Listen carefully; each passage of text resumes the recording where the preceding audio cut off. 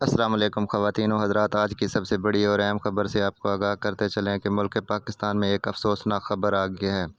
मुल्क पाकिस्तान को एक बार फिर शदीद ख़तरा लाहक हो गया है। महकमा मौसमियात की ताज़ा तरीन रिपोर्ट के मुताबिक इस वक्त पूरे पाकिस्तान में ख़तरनाक अलर्ट जारी कर दिया गया है। आज बांग्लादेश की सैली पट्टी से उठने वाला तूफ़ान फिर से पाकिस्तान को अपनी लपेट में ले सकता है। इसके साथ साथ ही कराची के सैल समंदर पर बड़ी तूग़यानी का ख़दशा ज़ाहिर किया गया है। तो आइए दोस्तों, मैं आपको मुकम्मल तफसील से आगाह करता हूँ। इसके साथ ही आपने वीडियो को आखिर तक लाजमी देखना है।